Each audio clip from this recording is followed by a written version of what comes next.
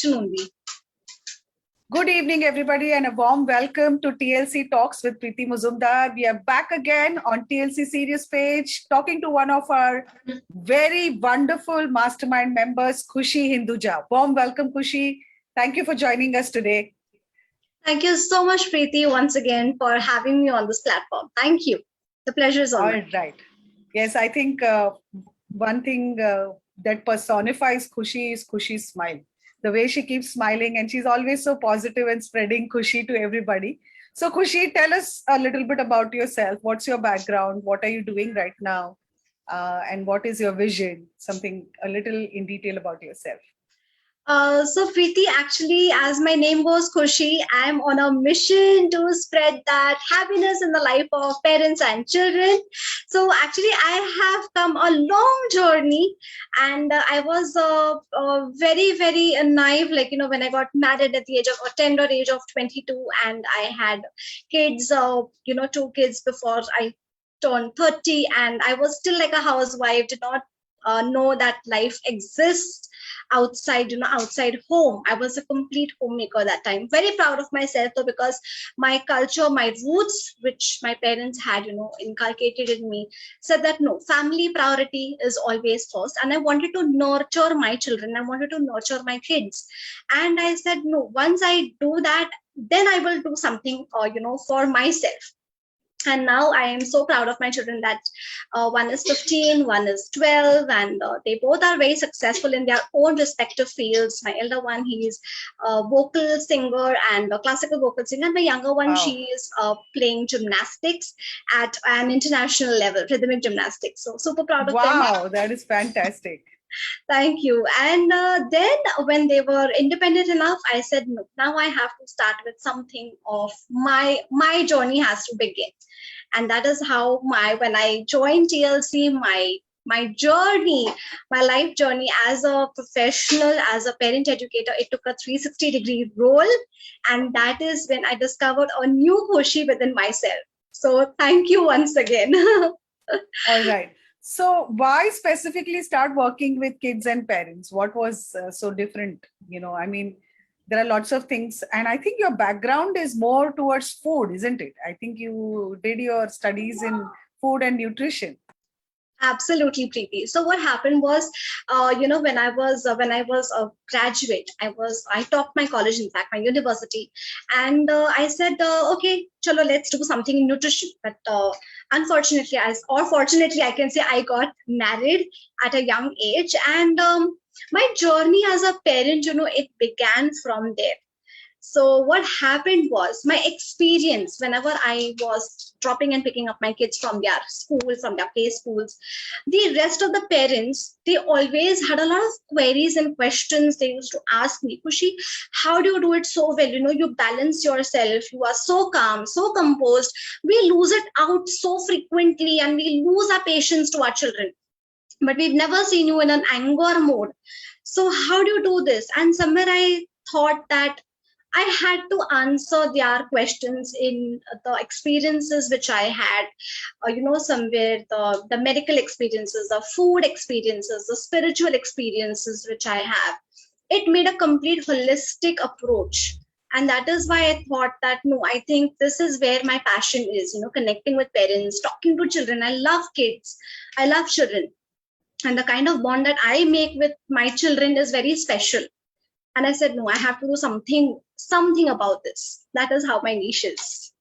Beautiful. It's really beautiful. I think being a mother and then having that feeling and that sense of achievement with your own kids and wanting to share that with the rest of the parents and teachers and students is really fantastic.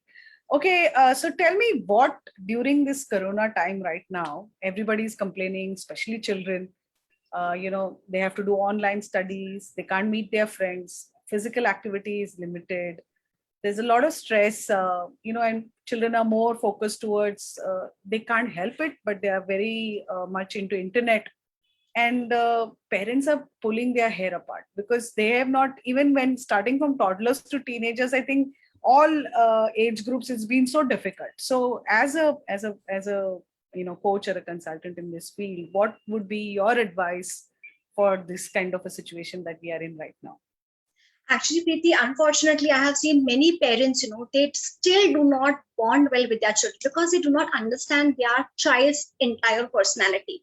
So the niche that I am in, that is called the MIT, which is Dermatoglyphic Multiple Intelligence Test, which happens through a scientific tool of fingerprints, of capturing fingerprints. Your 10 multiple intelligences of any person, be it a child, be it an adult parent, lies on your fingertips. Once you understand your child's personality, the behavioral patterns, their learning style, what kind of engagement, what kind of activities will hold their attention. If their parent understands that, it becomes very, very easy for a parent to understand and channelize the child's energy. So trust me, Preeti, even during this entire lockdown, me with my children, we've shared a very, very special bond, the kind of quality time that I have spent with them. I had never got an opportunity like this ever before. So it, for me as a parent, it was a blessing because I understand what is their mindset, what is their skill set, which is again extremely important to connect with your children. Once you understand that okay, my child is more of auditory kind of a person, or my child is more of a visual kind of a person, or my child is more of a kinesthetic kind of a person, it, trust me, the kind of classes the parents are enrolling their children is crazy. They are trying so many different things. Let's try dance class today, let's try singing class today. It does not work like that. Of course, the screen time is more, but you need to channelize your energy the right way, and this is the best way, the best time, in fact, to connect with your kids. I think they should make more memories, cherish this time, spend more quality time with them rather than the quantity. And I think that is what will work wonders in their life.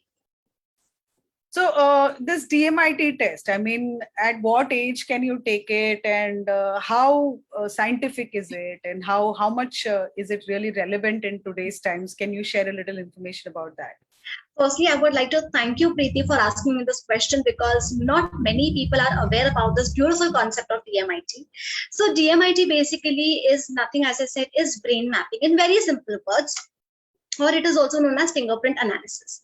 It can be done at any age. So basically, children who are of smaller age groups, you can wisely select classes for them and enroll them in various activities which is apt for their personality. Then for a little more older kids, schools are offering a lot of subject selections. You can choose subjects very wisely for those children. Then children who are in their teenagers, again, the career profiles plays a very important role. So it's not just restricted to now just engineering and doing NEET and JE. The life is, I think, much more now, and even education system is changing in our country as well.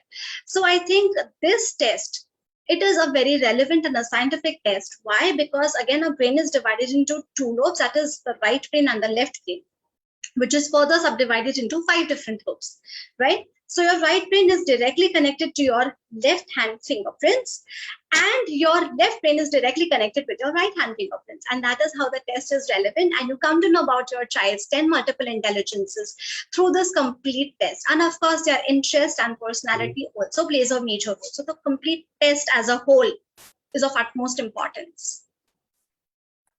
So is there just this test, or after we get the results, what happens next? I mean, so when somebody's gone for this test and then they have to, how do you take it forward from there? How are these results to be understood by the person who's taking the test? Right. So Preeti, what happens is this result, as I told you, it is more about the 10 multiple intelligences. It will tell you about your child's personality, that is the behavioral patterns. So somewhere, sometimes the parent keeps asking, that my child doesn't have too great focus, or he doesn't concentrate on his studies and academics, and or sometimes the parent has this question that my child just does not like to study and he's more involved in other activities. How do I get him back to his academics? Or if it is my child is too much into academics and I want to pull him out and I want to do something else and I want to enroll him in something else. So all these questions, whatever the parent has about the child's focus, concentration, goal management, analytical thinking, conceptual thinking, their motor skills, everything can be answered through this test. I think it's really interesting what you have just shared. So what do you recommend? I think after the DMIT is the counseling and understanding which educational part to take. The other area is the emotional aspect, like you mentioned. Okay, Absolutely. the emotional aspect, because you spoke very relevantly that parents have a lot of problem in communication with children. The teenage time when there's a lot of peer pressure, and also right now because of corona, the situation the way it is. So what do you recommend that parents should do for teenagers specifically for their emotional wellness, if I have to ask? Absolutely, Preeti. So again, parents are unaware about this concept of EQ parameter. They are more concerned about the child's IQ parameter, and they keep asking me, Khushi, how's my child's IQ parameter? But I always, whenever I do a DMIT consultation, I always explain the parents the importance of EQ, which is emotional quotient. जो हम कहते हैं ना, खुद पे आत्मविश्वास होना, the confidence level, the communication skills, the zeal to do something, the enthusiasm to do something, control over our emotions, all this can be understood through the EQ parameter of a child. Now, what happens is, Preeti, when a child has a lower EQ parameter, but he has a good IQ parameter, do you think he will be able to attain success? I don't think so. If they attain success also, it might be really for a little while, not really sustainable, if you ask me, because I think great leaders have very good emotional hold and stability. So, yeah, I think emotional quotient is equally important as IQ, or having the intelligence to manage academics. Yes, I agree with you. Absolutely. So the confidence level of the child somewhere, the child when he is not able to communicate, maybe, I'm not saying that yes it is, but maybe the child is low on the EQ parameter. So once you understand this, grooming and nurturing in the right way can definitely upscale the emotional well-being of your child. So it's not that if the child is low on the EQ, it is a very big problem. Absolutely no. And it's vice versa. So the grooming and the counseling and nurturing plays a very important role in these kind of cases. And with regular hand holding of the parent support and with a counselor or consultant, it really impacts very well the emotional well-being. It really holds on well. Awesome. I think you're doing a great job, because I believe the most difficult part of anybody's life is to do parenting, because people ask the question whether you want to have a child. I think the question to ask is whether you want to raise a child. I think raising a child is far more difficult than giving birth to a child, I would assume. All right. So Khushi, I hear you're writing 2 books. Tell us a little bit about your books that you're writing. We're very eager to know what it is all about. So Preeti, yes, I am writing 2 books. So one is a co-authored book. Thank you TLC once again, actually, because this gave a kickstart, to discover my own writing skills. That I said, yes, I also can write something. It helped me to go deep within myself, and I said, no, it is now time to do something for the parents, to connect with them on a much more higher scale. And that is where my second book on parenting is going to also release soon. So both the books are in the pipeline, and I hope that many more soon to be released will be definitely there, Preeti. Awesome. I think we are really looking forward to those books of yours. I think, as we all know, that our TLC conference, all of us are going to be launching a lot of books. So it's going to be an exciting time. Tell us a little bit about your podcast. I think you've done a fantastic job. What is the route you took? I mean, a lot of people are making podcasts, but your podcast seemed to be a hit. What are you doing different? So Preeti, actually what I thought was, it is very difficult for parents to sit down beside their child and tell stories. And one thing which I have learned in my journey in TLC is that stories sell. So what I decided was to make a podcast on storytelling. And that is what I have done. And trust me, Preeti, on this, I have got many more listeners all across the globe, and my highest listeners are in US. And I'm so thankful to all my listeners who are giving me so much of love and support for my podcast. So Fantastic. that is what my podcast is all about. All right. I think the simple storytelling always works, and you have rightly picked up that formula. So all the very best for your podcast as well. So what are the programs that you're coming up with right now? I believe you have created a wonderful community called Rise and Shine. I'm part of that, so I know about it. Tell us a little bit about your community. What exactly are you doing there? So Preeti, what happened was when I was talking to a few parents, my child was in grade 10 right now. And when I was talking to a few parents as individuals, the mother especially, they have started feeling as losers. They have tagged themselves somewhere as losers. Why? Because they are not aware about the kind of technology the teenagers are using nowadays. So somewhere there is a gap between the parent and the child, which I felt. And similarly, on the other hand, teenagers now they have a 3 whole month time, to figure out things for themselves, to do something constructive for themselves. I said, why not curate a program to build confidence and to, enhance their communication skills, wherein it is, so I thought, why not create this platform of Rise and Shine, wherein I will be giving them an intensive 3 month program and I will be hand holding them on all these aspects, the mothers as well as the teenagers, wherein I will be helping them to develop their confidence level so that the mothers also feel confident in showcasing who they are as a mom, their social media presence, the communication skills, the gap that they are having is somewhere I need to bridge it. I felt no, this is the right time, the 3 month which they have. And I will be teaching them one technology skills, wherein after they discover their true self, they will be actually using it on the social media platform, and I will help them create their FB page, and I will help them to create the poster for themselves in whatever they are good at. And at the end of the session, I have planned a hall of fame. So it's not just a talking in the program, but actually implementing it, wherein I will be doing a personal Facebook live so that the difference can be noticed, something which you've just learned in theory, but practically being there on an FB live when you're interviewed, there is a vast difference. So I thought, no, I have to do this for my parents and for my teenagers. So that is how the Sounds program. very, very exciting. I think we look forward to that. It is going to be very, really something. I think kids, they are so tech savvy these days, and if you see them doing Facebook lives, I think the parents do feel a little left out. So why not? I think a very good idea that you have thought about. We wish you the very best. All right, Thank Khushi. you, So we are Preeti. coming to the end of our series, and in the end, we have a few rapid fire questions. So are you ready? You have to be rapid. You have to be quick.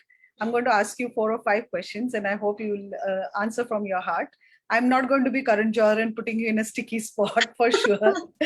All right. So, one incident as a parent where you felt, not so sure about yourself. What was that one situation that you were in as a parent where you felt very nervous and very, very upset? Any such situations that you've come across in your life? Oh yes, there was one such incident which is so etched in my mind, when you just asked me that one parent, when I did not feel like I was a parent. My knowledge of what happened when my child was really small. If I can just put up in a two, three statements. My child was really small. He was not even 1 year old, and he was very sick. There was no one at home, and suddenly he turned blue. He had high fever, and I panicked at that time. But fortunately, my neighbors were very supportive, and I said, that was that one moment where I just lost it, and I felt that I need to bring myself back, and I said, no, this is not the time to panic. This is the time to analyze what went wrong. So that one incident is still there in my mind, fresh. Yes, I'm sure all of us have gone through it at some stage in our life. I think our children they hold our heart, and how we feel for them, I think nobody can explain that. Okay, so who has been the one inspiration for you throughout your life? One person who has always kind of motivated you, your 4 a.m. call, somebody who you always turn to, for answers. Actually, my husband, I think he is my biggest support. Without whom this would have just not been possible. So the kind of support he has given, to me, he has always been there. So Anand, it's for you. Khushi ka Anand or Anand ki Khushi. Fantastic. So the next question is, who are more difficult to deal with, the students or the children or the parents? Honestly, this was a very easy one. The parents are a little difficult to deal with. Or if I might ask you a following question, why? Why? Because children are very easygoing. Yeah, they are small little flowers who emit their own fragrances. Actually, the parents, I feel, are somewhere. They need the counseling, not the children. The children are very pure, and they do not know what is happening to them. So the parents need to keep their cool and understand what exactly the situation is all about. So parents. Awesome, Khushi. I think you're doing a fantastic job. That brings us to the end of this wonderful Facebook Live that we've had with you on TLC Talks. We wish you the very best for all your projects. Keep adding Khushi to everybody's life. Keep smiling, darling, and all the best. Thank you so much, Preeti, once again. And I hope I've justified the rapid fire round. You did. Of course you did. Thank you, Preeti. All right. Okay. Thank you. Bye-bye. Bye-bye.